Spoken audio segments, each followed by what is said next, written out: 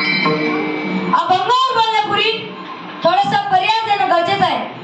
तो असा की आजची कीर्तन सेवा कोणत्या निमित्तानं आहे हे आपल्या सर्वांना ज्ञातच आहे. आपल्या या श्री रामकृष्ण हरी आध्यात्मिक वारकरी शिक्षण संस्थेमध्ये चालू असलेल्या सालाबादप्रमाणे सरावरूपी कीर्तन महोत्सव, या सरावरूपी कीर्तन महोत्सवाची 6व्या दिवसाची सेवा तुम्ही सर्व विद्वान मंडळी, गायनाचार्य, मृदंगाचार्य, टाळकरी, माळकरी, गावकरी या सर्वांच्या वतीने माझ्यासारख्या आज्ञानी बालकाकडे आज कीर्तन सेवा आलेली आहे.